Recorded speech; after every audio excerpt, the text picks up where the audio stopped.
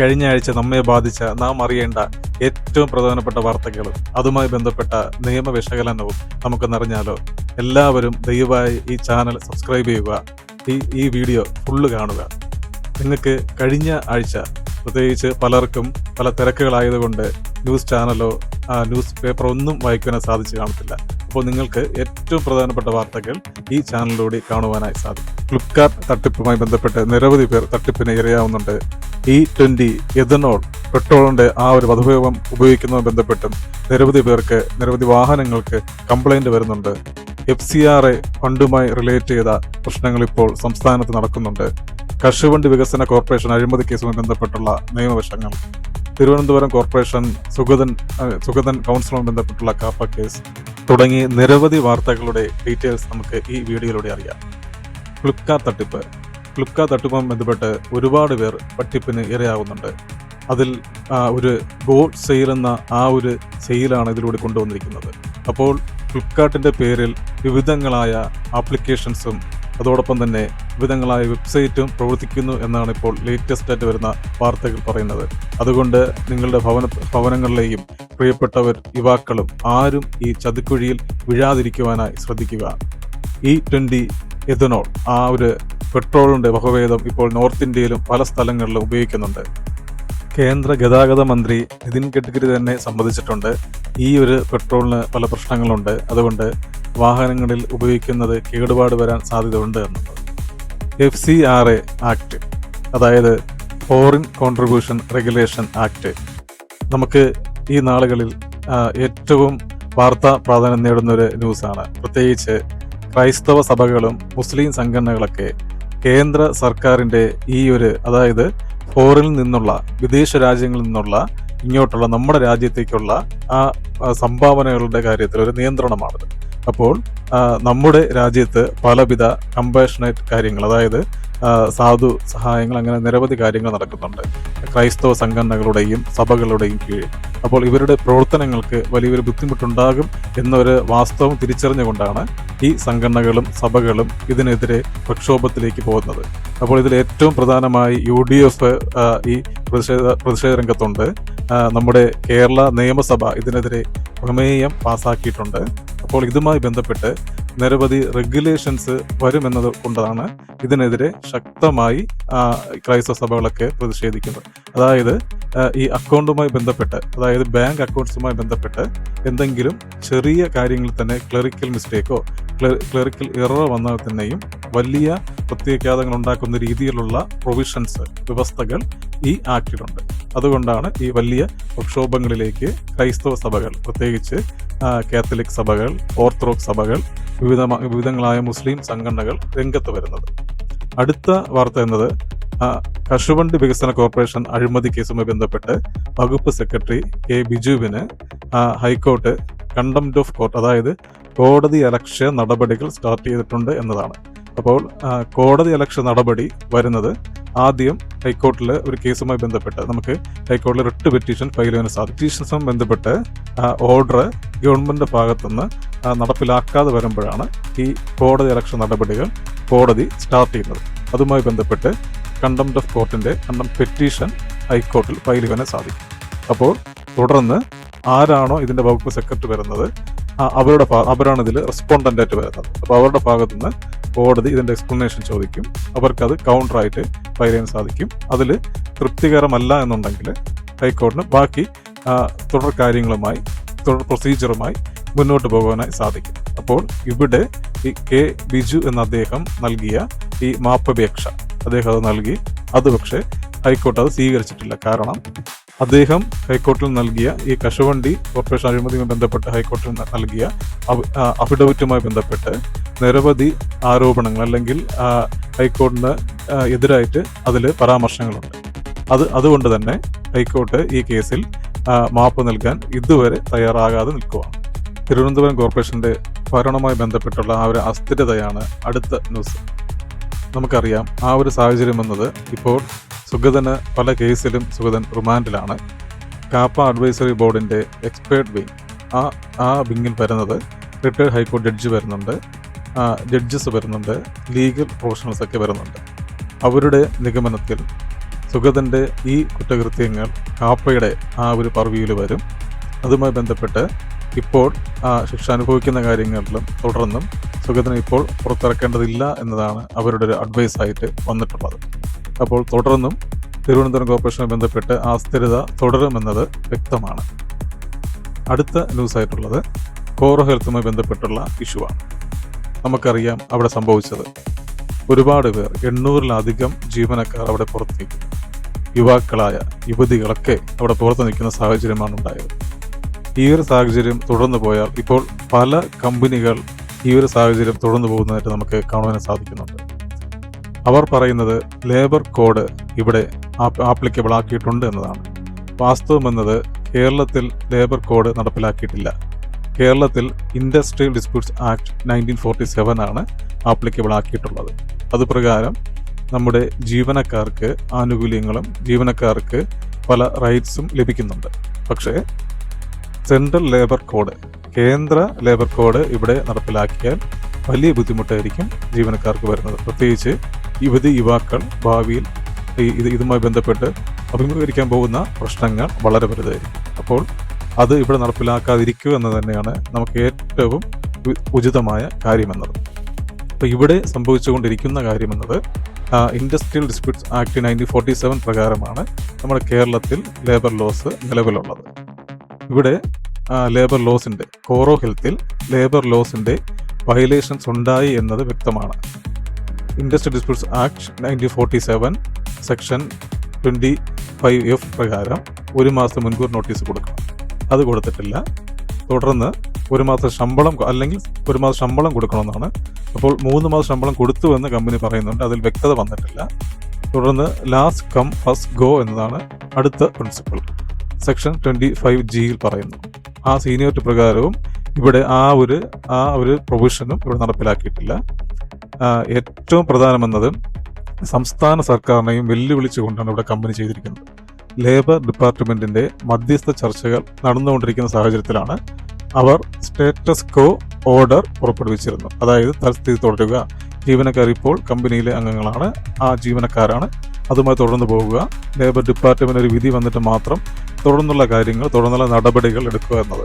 പക്ഷേ കമ്പനി ഇവിടെ മുകളിലേക്ക് എടുക്കാതെയാണ് ഈ ഒരു ആക്ഷൻ എടുത്തിരിക്കുന്നത്. ഇതൊരിക്കലും അനുവദിച്ചു കൊടുക്കാൻ പറ്റില്ല. കാരണം എന്നാൽ അനുവദിച്ചു കൊടുത്താൽ ഭാവിയിൽ നമ്മുടെ യുവാക്കൾ വളരെ പ്രതിസന്ധി അഭിമുഖീകരിക്കേണ്ടി വരും, പ്രത്യേകിച്ച് ജോബ് സെക്യൂരിറ്റിയുമായി ബന്ധപ്പെട്ട കാര്യങ്ങളിൽ.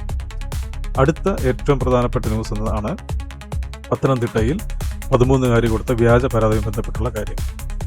അവിടെ വളരെ ബുദ്ധിമുട്ടാണ് 10ഓളം കുഞ്ഞുങ്ങൾക്ക്, യുവാക്കൾക്ക് നേരിടേണ്ടി വന്നത്. അവർ അനുഭവിച്ച മാനസിക വ്യത, പോലീസ് അവരെ കോളർ പിടിക്കുന്ന സാഹചര്യം വരെ ഉണ്ടായി. ഇത് നാം ന്യൂസിലൂടെയൊക്കെ കണ്ട കാര്യമാണ്.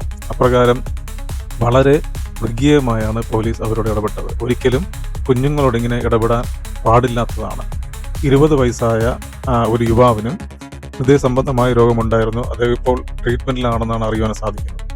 അപ്രകാരം ആ രീതിയിലാണ് ഈ ഇന്നസെന്റ് ആയിട്ടുള്ള ആൾക്കാർക്ക് അവിടെ അഭിമുഖീകരിക്കേണ്ടി വന്ന പ്രശ്നം. ഇനി ഒരിക്കലും ഈ ഒരു സാഹചര്യം ആർക്കും ഉണ്ടാവാൻ പാടില്ല എന്നതാണ്.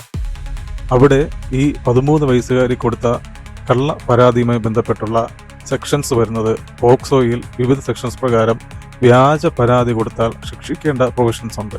പക്ഷേ ഇവിടെ 13 വയസ്സുകാരി ആയതുകൊണ്ട് ശിക്ഷിക്കാൻ സാധിക്കില്ല എന്നതാണ് വാസ്തവം. സുപ്രീം കോടതിയും വിവിധ ഹൈക്കോടതികളും നിരവധി പ്രാവശ്യം ആവർത്തിച്ച് പറഞ്ഞിട്ടുണ്ട് പോക്സോ കേസുകളുടെ ദുരുപയോഗത്തിൻ്റെ ഭവിഷ്യത്ത് വളരെ വലുതാണെന്ന കാര്യം. ഇന്ത്യയിൽ 80% പോക്സോ കേസുകൾ വ്യാജ കേസുകളാണ്. എത്രയോ നിരപരാധികൾ ശിക്ഷിക്കപ്പെടുന്നു എന്നതാണ് വാസ്തവം. ഇതൊരു ടൂളായിട്ട് കാണുക.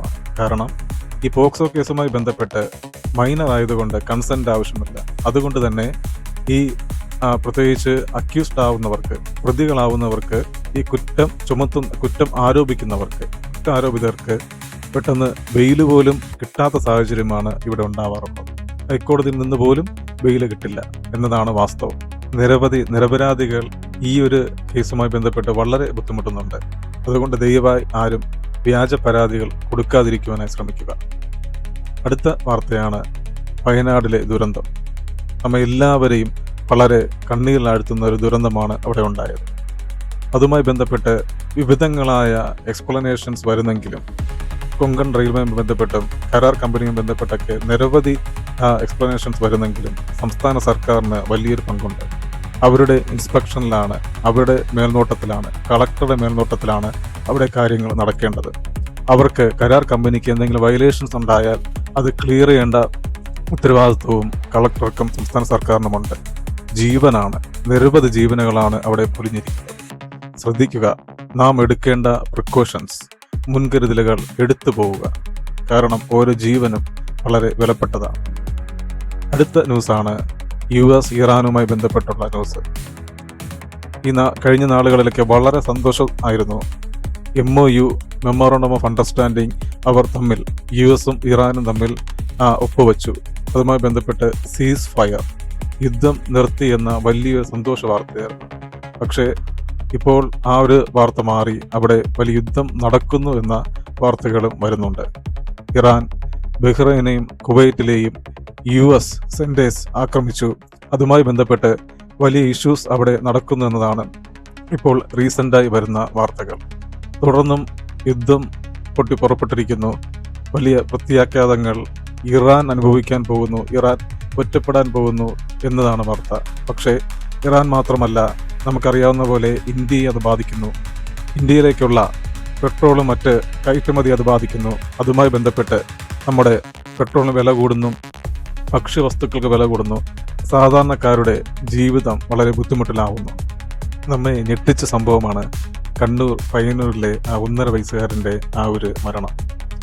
നമുക്കറിയാവുന്നതുപോലെ ആ കുഞ്ഞിൻ്റെ ഭവനത്തിന് മുന്നിൽ കളിച്ചുകൊണ്ട് നിൽക്കുമായിരുന്നു. ആ സമയത്ത് ജസ്റ്റ് ഒന്ന് വീണു, ചെറുതായിട്ട് മുറിവേറ്റു, പരിക്കേറ്റു. അതുമായി ബന്ധപ്പെട്ടാണ് ആ കുഞ്ഞുമായി ആ മാതാപിതാക്കൾ ഹോസ്പിറ്റലിൽ പോയത്.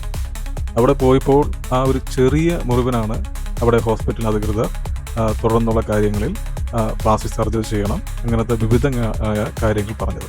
അപ്പോൾ കുഞ്ഞിന് അനസ്തേഷ്യ എടുക്കുമ്പോൾ ശ്രദ്ധിക്കേണ്ട ചില പ്രോട്ടോകോൾസും ട്രീറ്റ്മെൻറ്റ് പ്രോട്ടോകോൾസൊക്കെ ഉണ്ട്. അതൊന്നും പാലിക്കാതെയാണ് അവിടെ ഇത് ചെയ്തിരിക്കുന്നത്. പ്രത്യേകിച്ച് ഈ ഒരു ചെറിയൊരു മുറിവിന് ഇങ്ങനെ പ്ലാസ്റ്റിക് സർജറി ചെയ്യേണ്ട ഒരു ആവശ്യവുമില്ല എന്നതാണ് അവിടുത്തെ എല്ലാവരുടെയും നിഗമനമെന്നത്. അപ്പോൾ ഇതൊരു ഹോസ്പിറ്റൽ ലോബിയുടെ ഒരു പ്രവർത്തനം തന്നെയാണ്. കാരണം അവരുടെ ടാർഗറ്റ് തികയ്ക്കുക എന്ന ഉദ്ദേശത്തോടു കൂടി ചെയ്തൊരു കാര്യം തന്നെയാണ്. അതുമായി ബന്ധപ്പെട്ടാണ് ഇവിടെ ഈ കുഞ്ഞിന് ഈ ഒരു അവസ്ഥ വന്നത്. അപ്പോൾ ഇവിടെ നമുക്ക് ഏതൊക്കെ സെക്ഷൻസ്, ഏതൊക്കെ ആക്ട്സ് വരും, ഏതൊക്കെ സെക്ഷൻസ് വരുമെന്ന് നോക്കാം. പ്രത്യേകിച്ച് BNS സെക്ഷൻ 125 ഇവിടെ ആപ്ലിക്കബിളായി വരുന്നുണ്ട്. അതായത് മനുഷ്യൻ്റെ ജീവനോ വ്യക്തിക്കോ അശ്രദ്ധമായി അവരുടെ അശ്രദ്ധമായ പ്രവർത്തനം കൊണ്ട് പരിക്കേൽക്കുകയോ മറ്റു കാര്യങ്ങൾ ചെയ്യുന്നതാണ് ഈ ഒരു സെക്ഷൻ വരുന്നത്. BNS സെക്ഷൻ 106 ക്ലോസ് 1-ൽ ഡെത്ത് ബൈ നെഗ്ലിജൻസ്, അശ്രദ്ധ മൂലമുണ്ടാകുന്ന ഡെത്ത് ഈ ഒരു സെക്ഷൻ്റെ പർവ്യൂവിൽ വരും. പക്ഷേ ഡോക്ടേഴ്സിന് ഈ ഒരു സെക്ഷനിൽ നിന്നും എക്സെപ്ഷൻസ് ഉണ്ട്.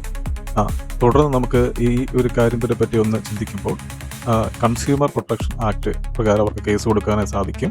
ഇവിടെ ഒരു ഡെഫിഷ്യൻസി ഇൻ സർവീസ് സംഭവിച്ചിട്ടുണ്ട്. ഹോസ്പിറ്റലിനെതിരെയും ഈ ഡോക്ടേഴ്സിനെതിരെയും കേസ് കൊടുക്കാനായി സാധിക്കും.